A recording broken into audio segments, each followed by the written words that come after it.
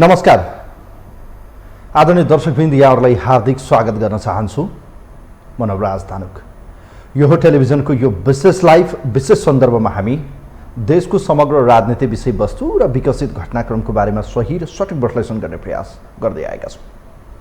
अब स्थानीय तहको निर्वाचनको मिति अत्यन्तै सङ्घारमै छ।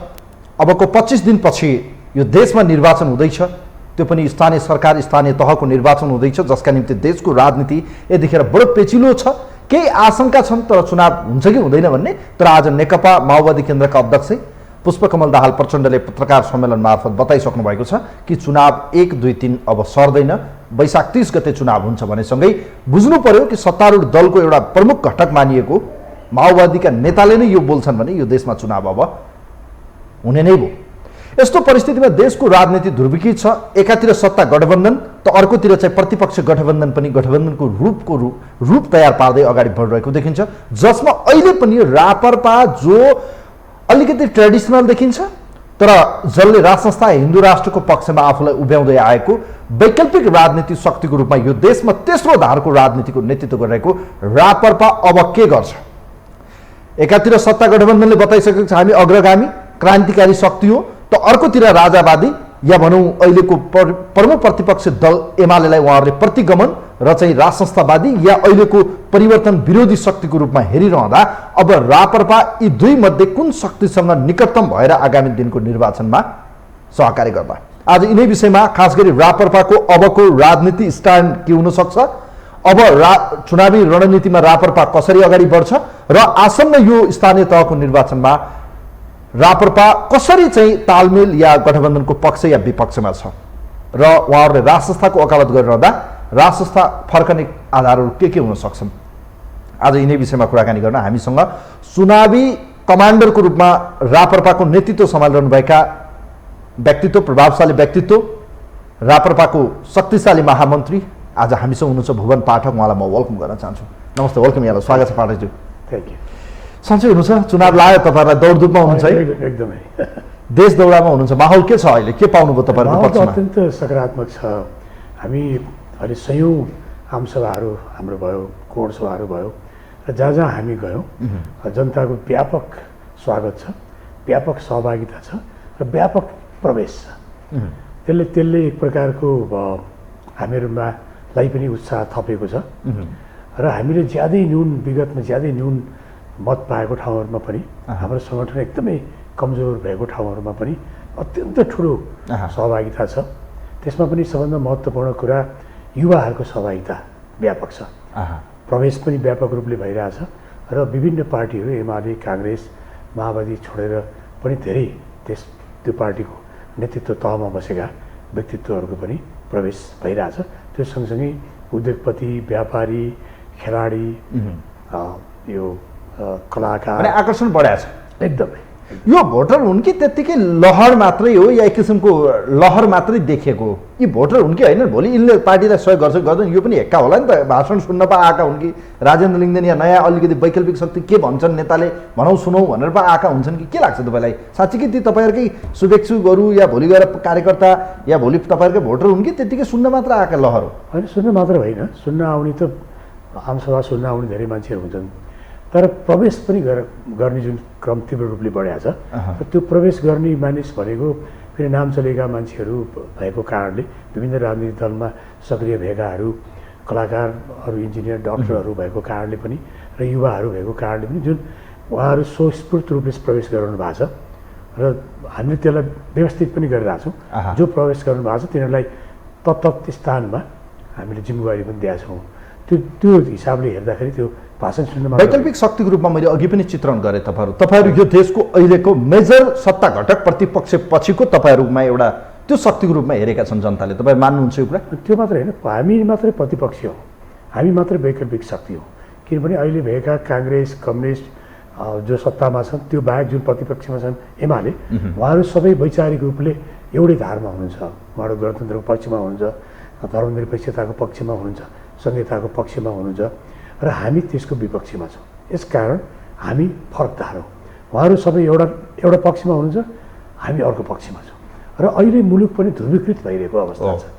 यो ध्रुवीकृत अवस्थामा एउटा चाहिँ राष्ट्रवादी पक्षहरूको पक्ष छ, अर्को राष्ट्रघातीहरूको पक्ष छ, अर्को एउटा पक्ष भ्रष्टाचारीहरूको पक्ष छ, अर्को पक्ष चाहिँ इमान्दारहरूको पक्ष छ। यसरी मुलुक क्रमिक रूपले ध्रुवीकृत भइरहेको अवस्थामा हामीले एउटा ध्रुवको नेतृत्व गरिरहेका छौँ। भने यो अहिलेको सत्ता घटक प्रतिपक्ष जोसुकै भए पनि यो एउटा नेतृत्व गर्ने हो। तपाईँहरू भने राष्ट्रवादी विकल्पको रूपमा तपाईँहरू भनिरहनु भएको छ। अहिलेको जुन आकर्षण, तपाईँ चुनावी कमान्डर पनि हुनुहुन्छ, देशभरि हेरि पनि रहनु भएको छ, माहौल पनि थाहा छ। यो आकर्षण राप्रपाको व्यक्तिका निम्ति हो, राजेन्द्र लिङ्गदेन एउटा पात्रको निम्ति आकर्षण हो, या तपाईँहरूको एजेन्डाको निम्ति आकर्षण हो? प्लिज।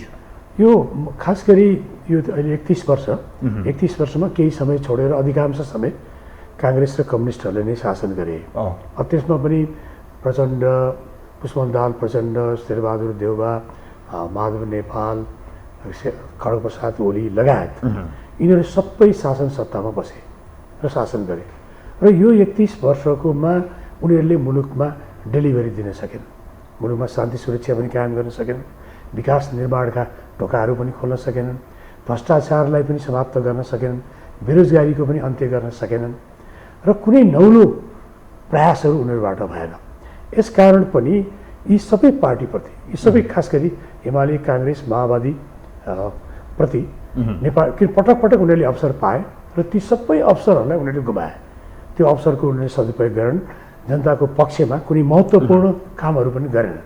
र त्यो मात्रै होइन, जुन कुरा उनीहरूले चाहे स्थानीय तहको निर्वाचनमा होस्, चाहे संसदको र प्रदेशको निर्वाचनमा हो, जुन कमिटमेन्ट उनीहरूले जनतालाई गरेका थिए, घोषणा पत्रको माध्यमबाट होस् अथवा प्रतिबद्धता पत्रको माध्यमबाट होस्, जुन कमिटमेन्ट जनतालाई उनीहरूले गरेका थिए, हामी आयो भने यो गर्छौँ भनेर जुन भनेका थिए, त्यो कुनै कुरा पनि उनीहरूले पुरा गरेन। र त्यसको हिसाब किताब त जनताले खोज्ने समय आयो, अहिले खोजिरहेका पनि छन्। र त्यो सँगसँगै यो अहिलेको स्थानीय तहको जुन निर्वाचन हुन गइरहेछ, यो स्थानीय तहमा झन्डै 90% बढी उनीहरूले नै जितेका छन्। बहुसङ्ख्यक एमाले जितेको 95 भनौँ न, 95 भनौँ, काङ्ग्रेसले जितेको थियो, केही मधेसवादीले जित्यो होला, तर करिब 95% उनीहरूले नै जिते। र यो 95% स्थानीय तहमा जहाँ उनीहरूले जितेका छन्, त्यहाँ पनि उनीहरूको पर्फर्मेन्स राम्रो भएन। राम्रो मात्रै भएन कि व्यापक भ्रष्टाचार भयो। त्यो कुरो अख्तियार दुरुपयोग निवारण आयोगको प्रतिवेदनले पनि औलाएको छ। त्यहाँ त मुद्दाको चाङै छ, र कतिपयलाई त मुद्दा पनि परेको अवस्था छ। यसकारण पनि उनीहरू अहिले असफल भए र यो असफलताको कारणले वैचारिक रूपले पनि उनीहरू असफल भए। भने यी अहिलेका दलहरूको असफलतामा मौकामा चौका हान्न विकल्पको रूपमा तपाईँहरूलाई हेर्छन् जनता, लाग्छ तपाईँलाई? होइन, त्यो मौकामा चौकाको प्रश्न भन्दा पनि उनीहरूलाई पटक पटक जनताले अवसर दिएका हुन् नि। शेरबहादुर देउवा 5 चोटि प्रधानमन्त्री भए, पुष्पकमल प्रचण्ड 2 पटक, ओली 2 पटक, माधवजी, झलनाजी सबै टेस्टेड टेस्टेड। त्यो मात्रै भयो, उनीहरू पार्टीभित्र पनि पार्टीको अध्यक्षको रूपमा पनि लामो समय गरे र पार्टी एज ए चेयरम्यान पनि उनीहरू असफल भए र एज ए प्राइम मिनिस्टर पनि उनीहरू असफल भए। त्यो मात्रै होइन, उनीहरूको वैचारिक रूपले पनि उनीहरू असफल भए। किनभने कम्युनिस्टहरूले आफूलाई साम्यवादी भन्छन्, मार्क्सवादी भन्छन् र माओवादी भन्छन्, होइन, उनीहरूको 3टा कुराहरू उनीहरूले गर्छन्। र त्यो वैचारिक रूपले पनि अहिले जुन धारमा उनीहरू अगाडि बढिरहेछन्, अहिले जुन संविधानलाई उनीहरूले लिएर आए, त्यो वैचारिक रूपले पनि असफल भए। उनीहरू साम्यवादी पनि रहेनन्, उनीहरू मार्क्सवादी पनि रहेनन्, माओवादी पनि रहेनन्। त्यसै गरी काङ्ग्रेसले जुन आफूलाई समाजवादी भन्छ, उनीहरू पनि समाजवादी रहेनन्। त्यसै गरी मधेसवादीहरू जुन आफूलाई मधेसवादी भन्छन्, मधेसको पक्षमा जुन काम उनीहरूले गर्नुपर्ने थियो, जुन मधेसी जनताले पटक पटक उनीहरूलाई निर्वाचित गरेर पठाए र उनीहरू त्यो सत्ताको भर्याङ बन्यो, धेरै पटक उनीहरू महत्त्वपूर्ण मन्त्रालयमा बसे, तर मधेस र मधेसी जनताको लागि पनि उनीहरूले केही गरेन। यसकारण इन प्याकेजमै समग्रमै उनीहरू असफल। झुट, भ्रम, जाली, अलिकति जनतालाई चाहिँ भुलभुलैया राख्ने प्रपञ्च गर्छन् यहाँले भन्नुभयो। तर अहिले पनि जनलहर, एक किसिमको गठबन्धन या लामो समयको राजनीति आन्दोलनको उहाँहरूको सक्रियता भन्नुहोस्, या तपाईँले भने जस्तै उहाँहरू भाइटल पोस्टमा त आज पनि हुनुहुन्छ नि त। 5 पटक देशको प्रधानमन्त्री, काङ्ग्रेस सभापति, प्रचण्ड एउटा जनयुद्धको नेतृत्व गर्दै सुप्रिमो हुँदै अहिले पनि 2 पटक प्रधानमन्त्री, अहिले पनि पार्टीको अध्यक्ष। अर्कोतिर ओली जो राष्ट्रवादी छवि बनाउँदै अहिले पनि एउटा नेतृत्व गरिरहनु भएको छ र लहर पनि उहाँको पक्षमा देखिन्छ। यो बिचबाट तपाईँलाई जनताले किन पत्याउने? लहर अहिले जस्तो ओलीको लहर भन्नुहुन्छ, ओलीको पक्षमा लहर छैन, यो उहाँहरू कसैको पक्षमा पनि लहर छैन। मैले यो राष्ट्रिय प्रजातन्त्र पार्टीको महामन्त्री भएको कारणले मात्रै मैले यो अतिरञ्जित कुरा गर्न खोजेको पनि होइन, अतिरञ्जित कुरा गरेको पनि होइन। हामीले तपाईँले हेरिरहनु भएको होला, तपाईँको मिडियाबाट हेर्नु होला, विभिन्न सञ्चार माध्यमबाट अरू विभिन्न सोर्सबाट पनि तपाईँका समाचार आइरहेको होला। अहिले लहर वास्तवमा अहिले उहाँहरू त जनतामा गइरहनु भएकै छैन, हामीहरू अहिले जनतामा गइरहेछौँ। अहिले लहर अकल्पनीय लहर, मैले भन्नको लागि भने होइन, यो यत्रो सञ्चार माध्यमबाट लाखौँ मान्छेहरूले हेरिरहनु भएको होला, उहाँहरूले अनुभूत गर्न सक्नुहुन्छ। अहिले अकल्पनीय लहर यो राष्ट्रिय प्रजातन्त्र पार्टीको पक्षमा, किनभने यो पार्टीहरू असफल भएको हुनाले राष्ट्रिय प्रजातन्त्र पार्टीको पक्षमा, र यी नेताहरू पटक पटक अवसर पाएर असफल भएका हुनाले राजेन्द्र लिङ्गदेनको पक्षमा एज ए लिडर, वैकल्पिक अहिलेको मुलुककै एउटा वैकल्पिक नेताको रूपमा राजेन्द्र लिङ्गदेनलाई जनताले मन पराएको अवस्था छ। राजेन्द्र लिङ्गदेनको पक्षमा लहर छ।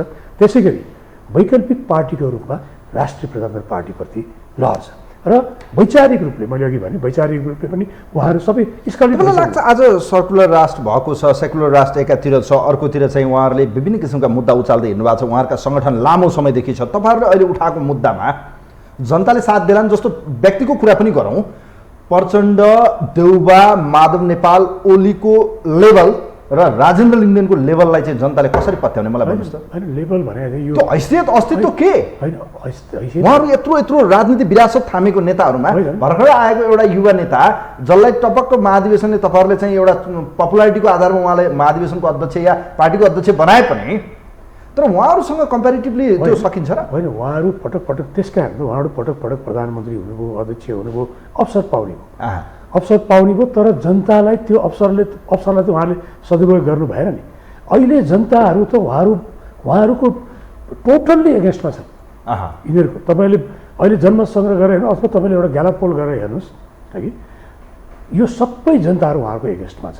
हाम्रो पार्टीको अध्यक्ष राजेन्द्र लिङ्गदेन, मैले उहाँहरू अहिले एउटा त युवा पार्टीकै विकल्प कि व्यक्तिको विकल्प भनिरहनु भएको तपाईँ? दुइटै मैले भने यो पार्टीको वैकल्पिक रूपले पार्टीमा राष्ट्रिय प्रधान एजेन्डाको हिसाबले पनि एजेन्डाको आज जनता राज संस्थाको पक्षमा छन् मान्नुहुन्छ पाठकजी तपाईँ?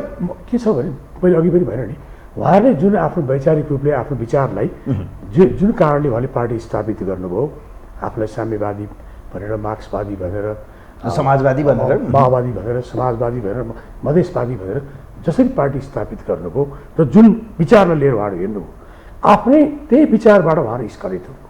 उहाँहरू अहिले त्यो विचारमा हुनुहुन्न, उहाँहरू त्यो वैचारिक धारमा हुनुहुन्न, उहाँहरू चाहिँ वैचारिक रूपले पनि उहाँहरू स्खलित हुनुभयो, असफल हुनुभयो। त्यसै गरी डेलिभरीको हिसाबमा सुशासन दिने पक्षमा पनि उहाँहरू लामो समय पाउनुभयो, त्यसमा पनि असफल हुनुभयो। त्यसकारण एज ए लिडर पार्टीभित्र पनि उहाँहरू असफल हुनुभयो, एज ए चेयरम्यान पनि, र त्यसै गरी एज ए प्राइम मिनिस्टर। तिनका कार्यकर्ताले तिनकै पूजा गर्छ होइन, त्यो जरुरी छैन। अहिले त्यही पार्टीभित्र पनि बहस प्रारम्भ भएको छ, धेरै ठुलो बहस प्रारम्भ भएको छ। यो अस्ति मङ्सिर र पुसको महिना त खै ओली बाले जे भने त्यो एमालेमा त्यही हुन्छ, प्रचण्डले जे भने माओवादीमा त्यही हुन्छ, माधव नेपालले जे भने उनको पार्टीमा हुन्छ, देउबाले जे भने देउबा भने काङ्ग्रेस, काङ्ग्रेस भने देउबा, त्यस्तो छ। अनि त्यही भएर त्यहाँ पार्टीभित्र एउटा ठुलो उहाँहरूभित्र चाहिँ भित्रभित्र एउटा ठुलो विद्रोह विकसित भएर गइरहेछ। किनभने माओवादीमा हेर्नुहोस्, सबै प्रचण्डको परिवारहरू सबै चाहिँ महत्त्वपूर्ण ठाउँमा नियुक्त हुनुभएको छ, चाहे राजदूत होस्, चाहे पार्टीमा होस्, चाहे जहाँ होस्। त्यसै गरी शेरबहादुरजीलाई हेर्नुहोस्, त्यसै गरी तपाईँ ओलीजीले एकलौटी चाहिँ निर्णयहरू गरिरहनु भएको छ। यी सब कारणले गर्दा उहाँहरूको पार्टीभित्रै पनि एक प्रकारको विद्रोह सुसुप्त रूपले त्यो विद्रोहको चिङ्गारी बढिरहेछ। कुनै पनि बेला त्यो विस्फोट हुनसक्छ, र त्यो सँगसँगै वैचारिक बहस पनि त्यहाँ प्रारम्भ भएको छ। हिन्दू राष्ट्रको बहस प्रारम्भ भएको छ, राज संस्थाको आवश्यकताको बहस पनि त्यहाँ पार्टीभित्र प्रारम्भ भएको छ। यो कारणले पनि अब अहिले जुन स्थानीय तहको निर्वाचन हुँदैछ, यो स्थानीय तहको निर्वाचनमा पनि हामीहरू शक्तिशाली रूपमा हामी स्थापित हुन्छौँ, र आगामी मङ्सिर महिनामा हुने प्रदेश र संसदको निर्वाचनमा जनतासँग विकल्प यिनलाई देखेर वाक्क लागेर तपाईँहरूलाई दिने कि तपाईँहरूको एजेन्डालाई मन पराएर? होइन, दुईटै कारण। एउटा कारण स्थानीय तहको निर्वाचनले के चाहिँ राज संस्था आउँछ र आउँछ र त्यसले? होइन, यसले त्यो स्थानीय सरकार हो, जनताको आफ्नो घरको आँगनको सरकार हो। यसले त आधार तयार गर्छ, आधार तयार गर्छ, यसले जनमतलाई अभिव्यक्त गर्छ र हाम्रो सङ्गठनको स्वरूप निर्माण गर्छ। त्यसले यो निर्वाचनले आगामी संसदको हुने निर्वाचन जुन प्रदेश र संसदमा हुने निर्वाचन छ त्यसलाई एउटा शानदार सङ्गठन पनि तयार गर्छ, आधार पनि तयार गर्छ, जनमत पनि निर्माण गर्छ र आगामी संसदको निर्वाचनमा चाहिँ अनि हामीले बाई भोट हामीले टेक ओभर गर्छ। तर धेरैले के भन्छन् भने यो मचियो थच्चिने पो हो कि जस्तो मलाई एउटा कुरा भन्नुहोस्। प्रचण्डले के भन्नुहुन्छ, आज व्यवस्था विरोधीहरू हावी हुन थाले है, राजावादीहरू चाहिँ खुसाल बोलाउन थाले। अबको प्रतिस्पर्धा, आजको पत्रकार सम्मेलनमा म तपाईँलाई कोड इन कोड तपाईँ अलिकति म तलमाथि मिलाएर भन्छु, अहिलेको प्रतिस्पर्धा भनेको प्रतिगामी शक्तिका विरुद्ध या राष्ट्रवादी या भनौँ राजावादीका विरुद्ध यो हाम्रो लोकतान्त्रिक वाम गठबन्धन जो चाहिँ संविधान पक्षधर, यो व्यवस्थाको रक्षक र अब यो देशलाई बनाउने शक्तिहरूको बिचको प्रतिस्पर्धा हो भनिरहँदा यो सङ्केत उहाँले तपाईँहरूलाई गरिरहनु भएको छ। अहिले पनि तपाईँहरूसँग प्रतिस्पर्धा हो भनिरहनु भएको छ, तर तपाईँहरूको देशभरि सङ्गठन हेर्दा त्यो अवस्थामा तपाईँहरू हुनुहुन्छ। तर आज यो सङ्गठनलाई जो प्रतिपक्षलाई उहाँले भनिरहनु भएको छ राजावादी भनेर, ओलीलाई उहाँले सङ्केत गरिरहनु भएको छ, तपाईँहरूलाई सङ्केत गरिरहनु भएको छ, कमल थापालाई सङ्केत गरिरहनु भएको छ। तर प्रचण्डले के भनेर यो व्यवस्था बचाउन हाम्रो अहिलेको गठबन्धन हो, गठबन्धन या भनौँ यो संविधान फाल्न चाहिँ तपाईँहरू लाग्नुभयो। कमल थापाले तपाईँहरूलाई च्यालेन्ज गर्नुभएको छ, राजसंस्था कुनै पनि हालतमा फर्किन्न, भोलि तपाईँहरू पनि मेरै लाइनमा आउनुहुन्छ भनेर भन्नु भएको छ भने तपाईँहरूले लिएको एजेन्डा कसरी संस्थागत हुन्छ, कसरी भनौँ न त्यो स्वार्थ सिद्ध हुन्छ या कसरी सफल हुन्छ प्लिज। अब जुन ढङ्गले प्रचण्डले आज पत्रकार सम्मेलनमा भन्नुभयो नि त्यसबाट नै उहाँहरूको छटपटाट स्पष्ट हुन्छ। उहाँहरूको हाम्रो प्रतिस्पर्धा हामीसित छ भनेर उहाँले स्वीकारिसक्नुभयो राजावादीहरूसँग। अफकोर्स, किनभने हामीले मैले अघि पनि भने नि हाम्रो प्रतिस्पर्धा त उहाँहरूसितै हो, किन वैचारिक रूपले पनि प्रतिस्पर्धा हो, सङ्गठनात्मक रूपले प्रतिस्पर्धा हो। उहाँहरूले भन्नुभयो यो के अरे यो व्यवस्था परिवर्तन गर्न सक्दैन सर्वोल्लाह, त्यो यथार्थ हो। हामी यो व्यवस्थाका समर्थक होइनौँ, हामी यो संविधानको समर्थक होइनौँ, किनभने यो संविधानको फन्डामेन्टल कुरा भनेको गणतन्त्र, धर्मनिरपेक्षता र संहिता हो र हाम्रो मूल एजेन्डा भनेको गणतन्त्र होइन राजतन्त्र, संहिता होइन हिन्दू राष्ट्र, धर्मनिरपेक्षता होइन हिन्दू राष्ट्र, संहिता होइन सुदृढ स्थानीय स्वायत्त शासन। हामी वैचारिक रूपले पनि फरक छौँ। उहाँहरूले हामीलाई प्रतिस्पर्धी स्वीकार्नु एकदम यथार्थ हो, हामी नै प्रतिस्पर्धी हो। मैले अघि पनि भने प्रतिस्पर्धा अब गणतन्त्रवादी, धर्मनिरपेक्षतावादी, संहितावादी भर्सेस राजतन्त्रवादी, हिन्दू राष्ट्र पक्षधर र संहिता विरोधीको पक्षमा छन् र त्यो अर्को धार, दुई धारको देशमा राजनीति एलायन्स भयो तपाईँको प्रश्न। अहिले मैले अघि भने नि अहिले मुलुकै ध्रुवीकृत भएको अवस्था छ, मुलुकमा ध्रुवीकरण तीव्र रूपले प्रारम्भ भएको छ। यो ध्रुवीकरण दुईवटा अवस्थामा छ, यो मैले अहिले भने यो दुईवटा बिचमा ध्रुवीकरण छ र अबको लडाइँ यो बिचमा हो। त्यसो भए आज प्रचण्डले गरेको एनालाइसिस सही हो टु सम एक्सटेन्ट, सही हो है। अब यसो भनिरहँदाखेरि अब चुनाव त मुखमै छ, तर राजनीति आज देखिरहनु भएको छ, तपाईँले एलायन्समा गएको छ, तपाईँले पनि स्वीकार्नुभयो। एक्लै चुनावमा जाने, 5 दल एकातिर 9 दल एकातिर, तपाईँहरू कहाँ जाने? आज राप्रपा नेपालको अध्यक्षले भन्नु भएको छ अब राज संस्थावादीहरूको भविष्य छैन, अब यही हो लाइन, आउनुहोस् गणतन्त्रमा जाउँ भनेर उहाँले भन्नु भएको छ। र कमल थापाको विचार, तपाईँ त कमल थापाको खास मान्छे हो नि त भुवनजी, आज होइन भने एउटै लाइनमा भएर तपाईँ चुनावमा हुनुहुन्छ महाधिवेशनमा। कुनै कालखण्डमा उहाँ अध्यक्ष भएको कारणले स्वाभाविक रूपले हामीहरू एउटै कमिटीमा त हुनुहुन्थ्यो, सँगै थियौँ त्यो। तर अब यो वैचारिक रूपले नै हामी भिन्न भइसक्यौँ। उहाँको विषयमा धेरै चर्चा गरिरहनु पर्ने मलाई उहाँ त राजै फर्किन्न भन्नुभएको छ। अब त्यही त वैचारिक रूपले उहाँले आफ्नो उहाँले हो 15 वर्षसम्म राजा बोके, मैले बोकेँ, तर अब सम्भवै छैन भनेर भन्नुभएको छ। अब उहाँले के कारण भन्नुभयो त्यो उहाँको कुरा भयो र अब उहाँ त्यो स्वाभाविक पनि उहाँ अब सूर्य चिन्हबाट लड्दै हुनुहुन्छ भने उहाँले त्यो भन्नु स्वाभाविकै हो। अब तर मूल रूपले अहिले मेजर पार्टीहरू जुन छन् त्यो र हाम्रो बिचमै हो अहिले। अब मूल तपाईँको प्रतिस्पर्धा एमालेसँग कि कङ्ग्रेस माओवादीसँग? यो तिनटैसित हो। मैले भने हामी वैचारिक रूपले पनि साङ्गठनिक रूपले पनि र सबै बाहिर चर्चा भयो जस्तो अहिले जस्तो राजनीति ध्रुवीकरण एलायन्स भइरहँदा राप्रपा र एमालेको चुनावी तालमेल सम्भावना कति छ? अब अहिलेसम्म हाम्रो तयारी, म यो निर्वाचन परिचालन समितिको संयोजक पनि भएको नाताले हाम्रो पूर्ण तयारी हामी आफ्नै क्षमतामा, आफ्नै बलबुतामा, आफ्नै क्षमतामा लड्ने निर्वाचनमा जाने हो। हामी त्यही तयारीमा छौँ। तपाईँहरू एक्लै जाने? त्यसो भए चुनावी गठबन्धनले असर पार्दैन? 5 दल एकातिर 9 दल एकातिर, यो बिचमा चाहिँ एक्लै कसरी तपाईँलाई पत्याउने भने तपाईँ हराउने हो? त्यो गठबन्धन जुन उहाँहरूले अहिलेसम्म तपाईँले हेरिरहनु भयो नि, त्यो गठबन्धनले कामै गर्दैन। त्यो गठबन्धनले यहाँ गठबन्धन गर्दैमा त्यहाँको जनताले मतै दिँदैनन्। यो गठबन्धनले त झनै हामीलाई फाइदा हुन्छ। हामीलाई त झनै फाइदा त्यहाँ टिकट नपाएकाहरू तपाईँ यो कमल थापाकै कारणले गर्दा एमालेसँग तालमेल नगर्दै हो कि के एजेन्डागत रूपमा तपाईँ एक्लै जाने त्यसो भए बाहिर सुन्नमा आएको छ झापामा त तपाईँहरू सत्ता गठबन्धनसँग चाहिँ तालमेल गर्दै हाम्रो के भने कुनै तल्लो तहमा कुनै कसैले गर्ने कुरा त्यो बेग्लै पक्ष भयो तर केन्द्रीय हाम्रो निर्णय हामी कसैसित चाहिँ गठबन्धन गर्ने एक्लै जाने आफ्नै बलबुतामा आफ्नै क्षमतामा चुनाव लड्ने त्यो तागत छ त्यो क्षमता छ भुवन पाठकज्यू तपाईँहरू एकदम तपाईँहरूले त्यही त तपाईँले यो अब यो अहिले तपाईँले मैले अघि पनि भने नि यो अहिले जुन किसिमको लहर अहिले हाम्रो पक्षमा आइरहेछ हाम्रो एजेन्डाको पक्षमा आएछ हाम्रो नेतृत्वको पक्षमा आएछ यसले त तपाईँले अकल्पनीय परिणाम आउँछ अकल्पनीय त्यस्तो जनलहर आउला एकदम परिणाम आउँछ तपाईँ काठमाडौँमै हेर्नु 5 दल एकातिर होइन त्यो अर्को गठबन्धन अर्कोतिर तपाईँहरू त मैले भने नि अघि नै यो दुईटा साँडेको जुदाइमा बाछाको मिचाइ हुन्छ होइन हेर्नु तपाईँले अब कहीँ उदाहरणहरू छन् म तपाईँले यी भारतकै उदाहरण दिउँ कुनै बेलामा काङ्ग्रेसले 70 वर्ष शासन गरेका थियो उसको ठुलो गठबन्धन थियो होइन तर त्यो गठबन्धन त अहिले कहाँ हराएर तपाईँहरूले प्रतिस्पर्धी मानेका छन् यिनीहरूले अहिलेका दलहरूले उसले मान्नु किनभने एमाले प्रतिस्पर्धी भने गठबन्धनलाई मानेको छ गठबन्धनले हाम्रो दुश्मन भने एमाले हो भनेर आएको छ एमाले र काङ्ग्रेसले हामीलाई प्रतिस्पर्धी मान्नु नमान्नुको कुनै अर्थ छैन जनताले हामीलाई समर्थन गर्छन् कि गर्दैन त्यसको अर्थ छ अहिले जनताको समर्थन चाहिँ हाम्रो पक्षमा छ त्यो लहरै हाम्रो पक्षमा छ राजेन्द्र लिङ्गदेनले भन्नु भएको छ उपयुक्त समयमा म राज संस्था फर्काउँछु त्यो उपयुक्त समय भने कहिले मौका आउने बित्तिकै म राज संस्था फर्काउँछु के हो त्यो भने त्यो भनेको के भने हामीले राज संस्था हिन्दू राष्ट्रलाई पुनर्स्थापना गर्ने संहितालाई खारेज गर्ने हाम्रो मूल एजेन्डा हो र त्यसको लागि हामीसित दुईवटा बाटोहरू छ त्यो दुईटै बाटो हामी प्रयोग गर्न सडक पनि सदन पनि सडक पनि आन्दोलनबाट पनि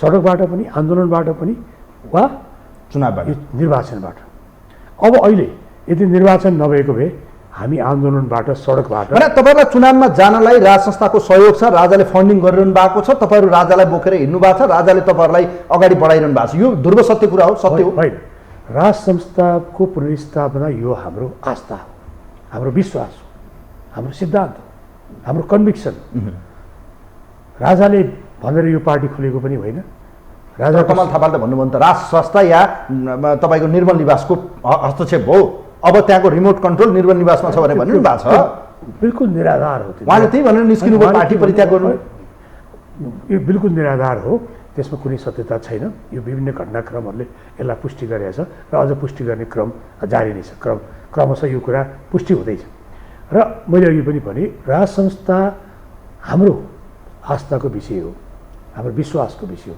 सिद्धान्तको विषय हो र यो हामीले किन यो सिद्धान्त बोक्यौँ भने राज संस्था नेपालको स्थायित्वको आधार हो राष्ट्रिय एकताको आधार हो र यो हाम्रो भौगोलिक जुन संवेदनशीलता छ भू राजनीतिक जुन संवेदनशीलता छ त्यसको लागि एउटा मुलुकको राजनीतिभन्दा माथि उठेको एउटा संस्थाको आवश्यकता छ अभिभावकीय भूमिका निर्वाह गर्ने संस्थाको आवश्यकता छ भनेर हामीले राज संस्थाको कुरा गरेका तपाईँहरूको चुनावमा गइरहँदा तपाईँहरूले राजालाई देखाएर भोट माग्ने कि राजेन्द्र लिङ्गदेनलाई या रापरपालाई देखाएर तपाईँहरूको चुनाव चिन्ह हलोलाई देखाएर हाम्रो के हो त तपाईँहरू किन चुनावी कमान्डरको परिचालन समितिको तपाईँ हुनुहुन्छ तपाईँको पार्टीभित्र हेर्दाखेरि अरू मान्छे आज ओझेलमा हुनुहुन्छ भलै तपाईँहरूको विरासत लामो छ नि त तपाईँहरू भयो विक्रम पाण्डे दीपक बोहरा मयौँ भन्ने धवल शमशेरदेखि लिएर पशुपति शमशेर जबरा होइन प्रकाश चन्द्र लोनी मयौँ भन्ने हस्ती त रापरपामा छन् नि त जसको लामो योगदान छ 2048 सालमा स्थापना भएको यो पार्टी तर आज राजेन्द्र लिङ्गदेन बाहेक अरू सबै ओझेलमा परिरहँदा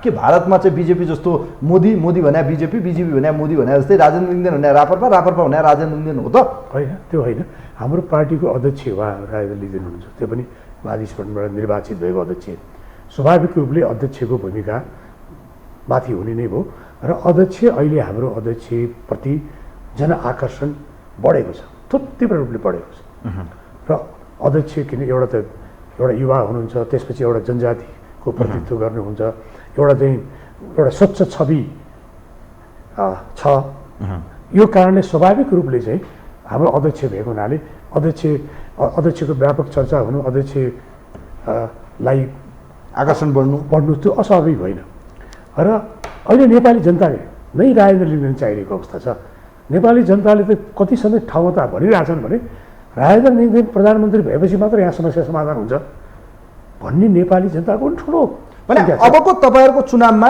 प्रधानमन्त्रीको क्यान्डिडेट पनि राजेन्द्र लिङ्गदेन हो नि।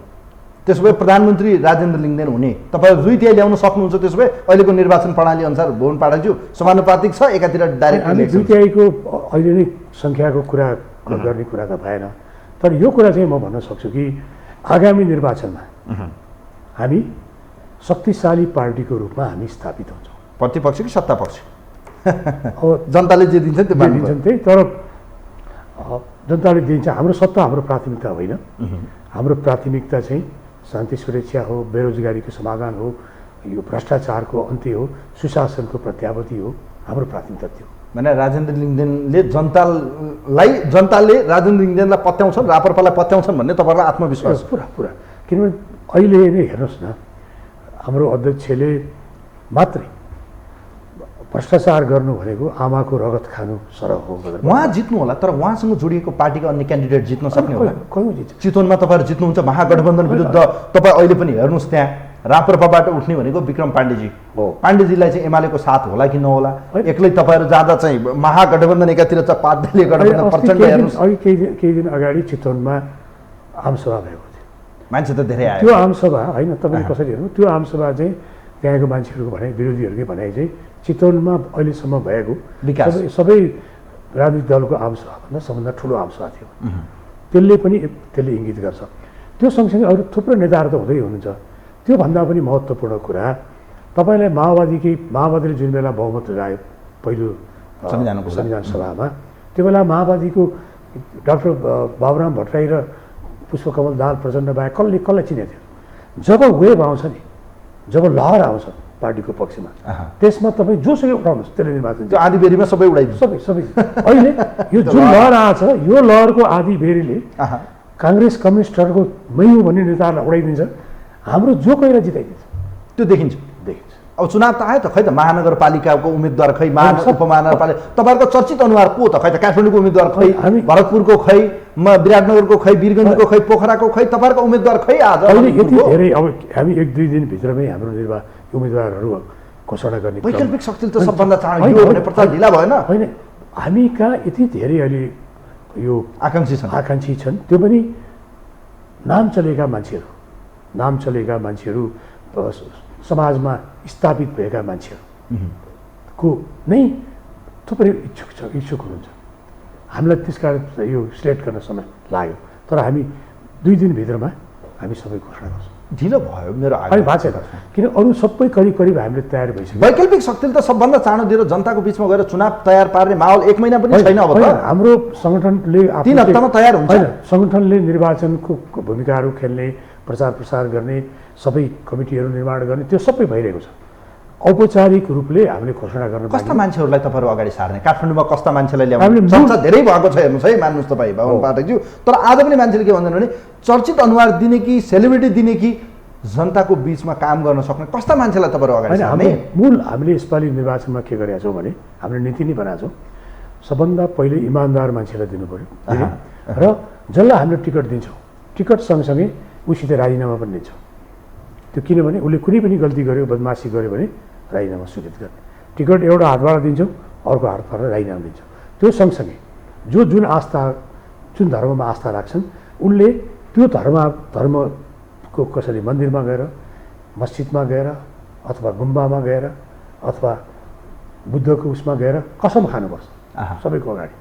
म कसम खाएर मात्रै टिकट दिएँ, म भ्रष्टाचार गर्दिनँ, म भ्रष्टाचार गर्न दिन्न भनेर कसम खानुपर्छ। इमान्दार स्वच्छ मान्छेलाई अब पहिलो प्राथमिकता इमान्दार र स्वच्छ मान्छेलाई टिकट दिने हो। अब यो भनिरहँदा जस्तो महानगरपालिकाहरूमा पनि अहिले हेर्दा मतभार तपाईँहरूले हेर्नु भएको छ। विगतको निर्वाचनबाट पनि एक किसिमको तपाईँहरूलाई प्रेसर त होला।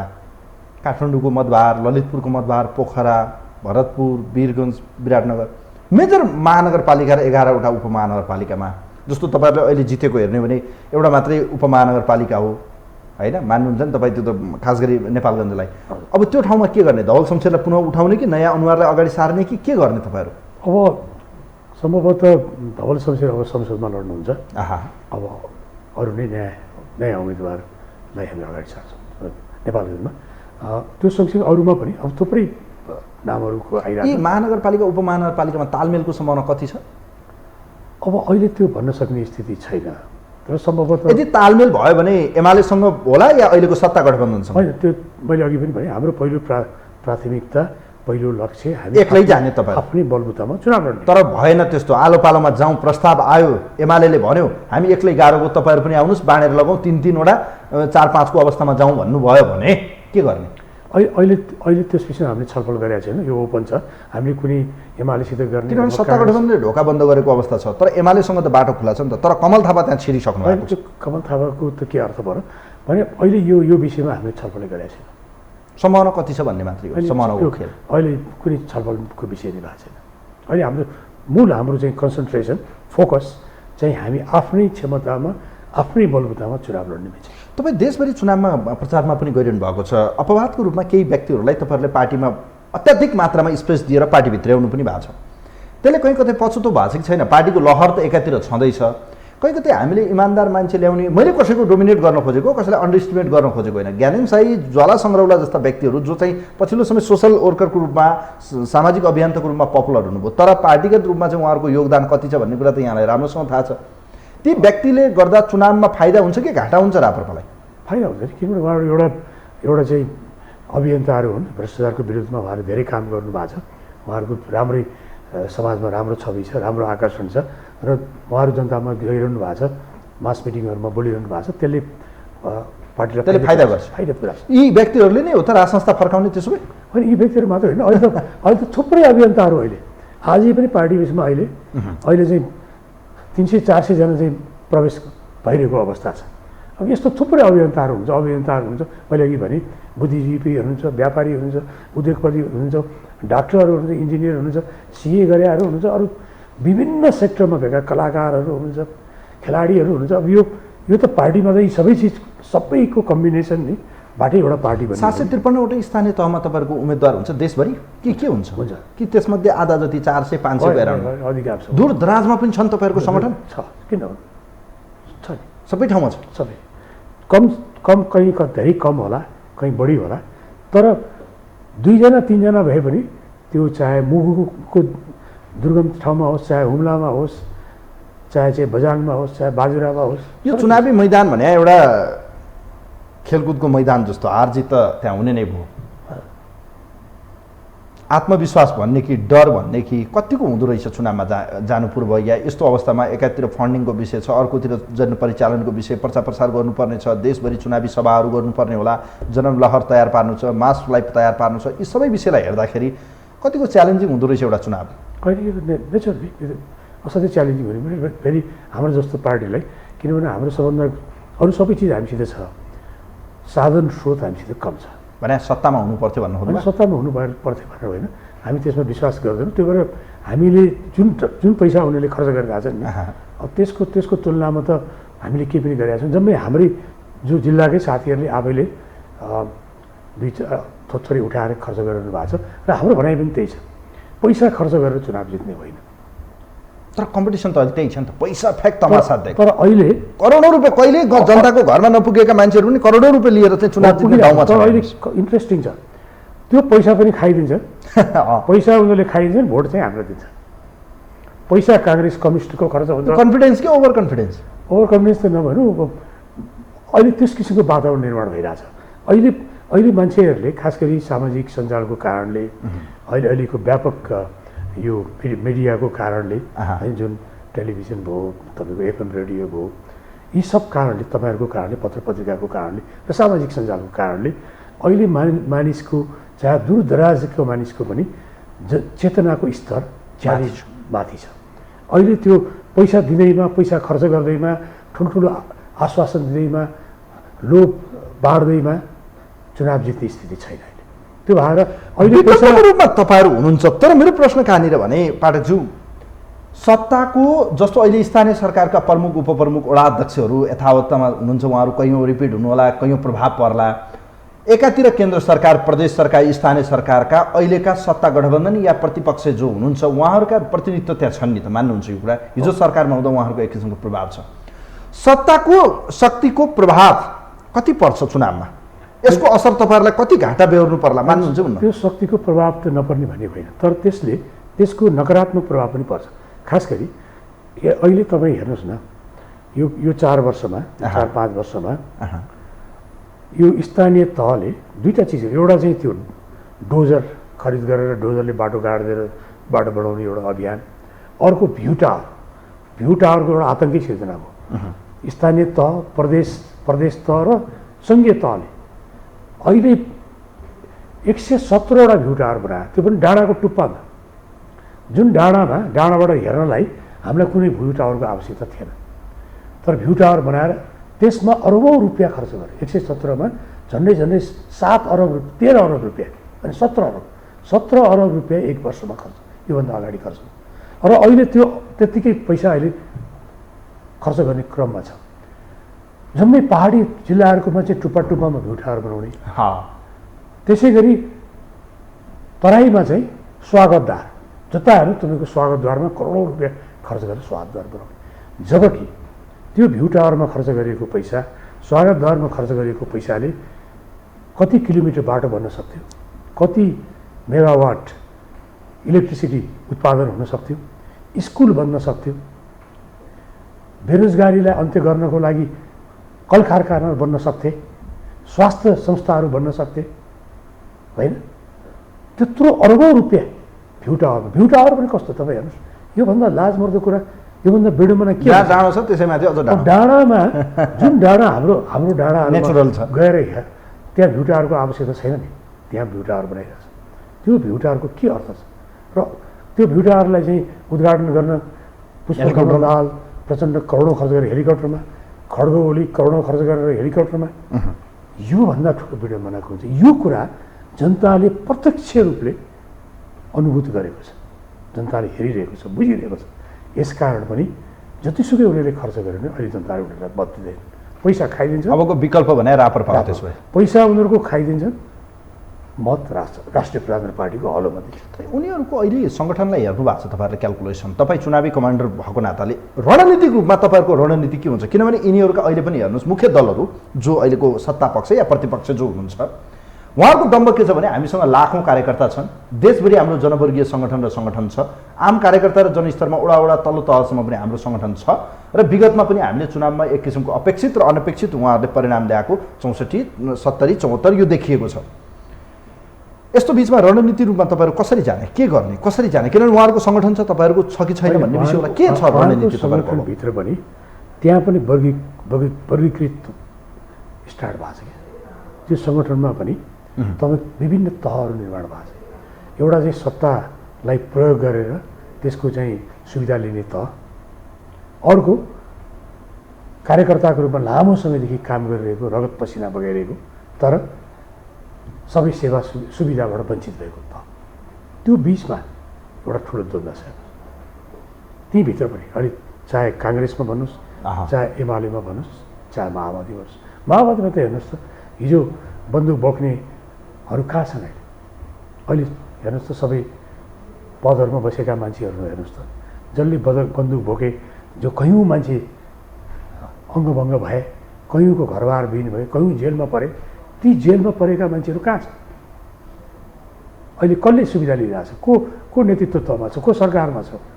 को महत्त्वपूर्ण पदहरूमा छ? को स्थानीय तहको नेतृत्वमा छ? यसले पनि एउटा ठुलो द्वन्द्व त्यहाँभित्र प्रारम्भ भएको छ। त्यहाँभित्र एउटा ठुलो छटपटी, एउटा अवसरवादीहरू छन्, एउटा त्यागीहरू छन्। त्यसमा त्यो कारणले पनि अब त्यहाँभित्र पनि एउटा विद्रोह सुरु भएको छ।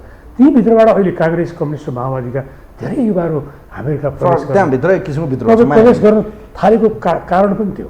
त्यो कारण अहिले त्यो सङ्गठन हिजोको जुन सङ्गठन त्यस्तो छैन भन्ने। ओके, अन्त्यमा मलाई भन्नुहोस् त पाठकज्यू, यो व्यवस्थाले राजनीतिक रूपमा चाहिँ समानुपातिक, समावेशी, एक किसिमको वर्गीय रूपमा चाहिँ निम्न वर्गीय, दलित, पिछडिएको क्षेत्र, राजनीतिक रूपमा पनि गणतन्त्र आयो। हिजोको राज संस्था एकात्मक भन्दा आज हामी सङ्घीय प्रणालीमा छौँ, देशभरि हाम्रो फेडरल सिस्टममा छौँ भनेर उहाँहरूले भन्नुहुन्छ। लोकतन्त्रका कयौँ हामी फन्डामेन्टल राइट्सहरू संविधानमा धेरै दियौँ भन्छौँ। तपाईँहरू यो संविधानको अहिले विपक्षमा हुनुहुन्छ। राजनीतिक व्यवस्था मात्रै कहिलेसम्म परिवर्तन गर्ने? आज आर्थिक सङ्कटको अवस्था तपाईँले देखिरहनु भएको छ। राजनीति मात्रै आन्दोलन गर्ने, फलानो फाल्ने, ढिस्कानो ल्याउने, फलानो जाने, अर्को पार्टी आउने, शासन मात्रै गर्ने हो कि जनताको जीवन पनि परिवर्तन गर्ने पाठकज्यू किन हामी राजनीतिमा मात्र यति गन्जागोल भयो? हो त्यही त, किनभने अहिलेसम्म खालि व्यवस्था मात्रै परिवर्तन भयो, जनताको अवस्था परिवर्तन भएन। जनताको अवस्था परिवर्तन गर्ने प्रयास भएन। त्यो चाहिँ के हुँदो रहेछ भने त्यो चाहिँ नेतृत्वमा इमान्दारिता चाहिँदो रहेछ। तपाईँको संसारभरि हेर्नुहोस् न, एउटा व्यक्तिले नै परिवर्तन गर्दो रहेछ नि, धेरै व्यक्ति चाहिन्छ। एउटै हो छैन त। ली कुआन यूले सिङ्गापुर परिवर्तन गरे, पाक सुन यूले कोरिया परिवर्तन गरे, महाथिर मोहम्मदले मलेसिया परिवर्तन गरे। धेरै टाढा जानै पर्दैन। बिहार हेर्नु, हिजो बिहार कस्तो थियो, नीतिश कुमारले बिहारलाई परिवर्तन गरे। अहिले योगी आदित्यनाथले उत्तर प्रदेशमा परिवर्तन गरे। मोदीले नै भारतमा एउटा नयाँ परिवर्तनको श्रृङ्खला प्रारम्भ गरे। यो कारणले गर्दाखेरि अहिले यो सबै समस्याहरूको मूल जड भनेको नेतृत्वमा इमान्दारिता नभए हो। यो हाम्रो त्यो कारणले नै हामीले के भन्यो भने अब इमान्दार नेतृत्व चाहियो। यो अहिले हामीसित साधन र सोचको कमी होइन।